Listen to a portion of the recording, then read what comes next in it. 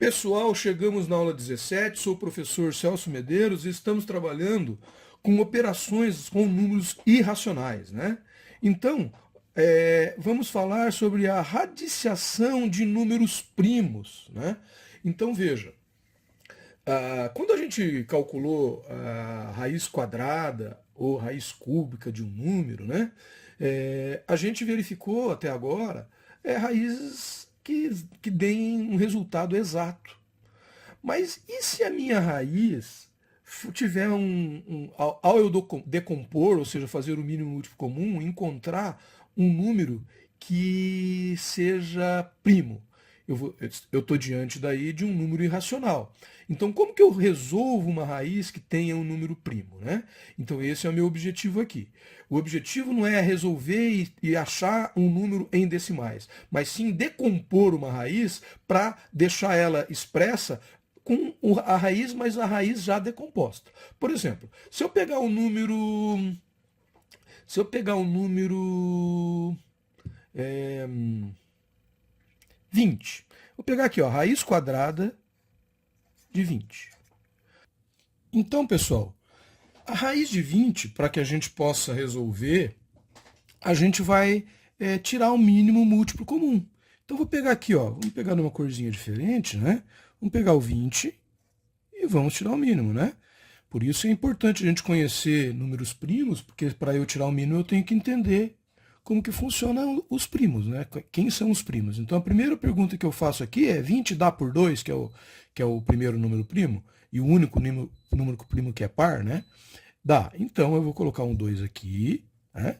E vou colocar aqui o 20 dividido por 2, que dá 10. Daí, eu vou perguntar, 10 dá por 2? Dá. Então, eu vou colocar o 2 aqui, e aqui deu 5. Bom, 5 já não dá por 2. Daí eu vou perguntar, dá por 3, que é o próximo primo? Não. Dá por 5, que é o próximo primo? Dá. Então, 5 dá por 5, aqui vai sobrar 1 e terminamos o mínimo múltiplo comum, certo? Então, agora eu vou fazer parzinhos. Como eu estou falando de uma raiz quadrada, uma raiz que tem dois números só, né? Tem o índice 2, né? Significa que eu vou fazer parzinhos de dois números aqui. Eu vou pegar o 2. Quantas vezes aparece o 2? Aparece duas vezes. Então, isso aqui é a mesma coisa que 2 elevado ao quadrado.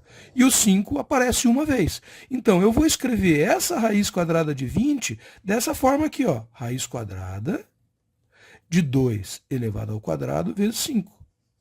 Certo? Então, escrever raiz de 20 ou escrever raiz quadrada de 2 elevado ao quadrado multiplicado por 5 é a mesma coisa, porque 20 é 2 ao quadrado multiplicado por 5. A gente viu isso pelo mínimo, certo? Bom, agora basta resolver isso aqui. Quando eu tenho o mesmo índice, então o índice da minha raiz aqui é 2, certo? Ó, eu tenho um índice 2 aqui, apesar de eu não precisar escrever, eu tenho um índice 2 aqui. Se esse índice é igual a esse índice que está aqui, o expoente desse meu 2, significa que esse índice aqui, ó, eu posso cortar com esse expoente. Significa que esse 2 aqui, eu posso sair da raiz. Então vai ficar o 2 fora da raiz.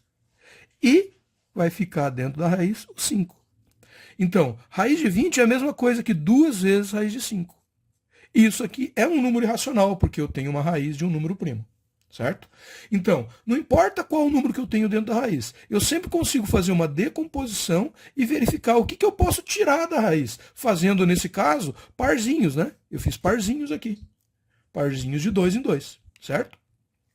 E quando eu tenho uma raiz que não é quadrada, por exemplo, uma raiz cúbica, eu vou fazer a mesma coisa, só que em vez de fazer parzinhos de 2, eu vou fazer tripinhas, né? Vou pegar cada 3 números que aparecem aqui no meu mínimo múltiplo comum, eu vou fazer um grupinho de 3, de tal forma que se eu tiver algum número x elevado ao cubo e eu tenho uma raiz cúbica, significa que eu posso cortar isso com isso, e raiz cúbica de x é a mesma coisa do que x.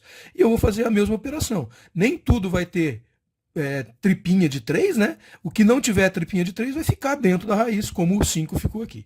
Né? Então, operações com números racionais, levando em consideração a radiciação, é isso. Eu consigo fazer uma operação de descobrir o que está dentro da raiz que poderia sair da raiz, mesmo ficando alguma coisa dentro da raiz. Mas assim eu já consegui fazer uma redução da minha raiz. Porque às vezes você faz um exercício, né, pessoal? Você faz um exercício, daí você chega lá no final e tem lá, você chegou na raiz de 20, fez um monte de cálculo, chegou na raiz de 20. Mas lá nos resultados está assim, a letra A é 3 raiz de 2, a letra B 3 raiz de 3. A letra B, 3 raiz de 2. A letra C, e vai assim por diante, né? E não tem nenhuma que é raiz de 20, mas tem lá na letra E, por exemplo, 2 raiz de 5. Né?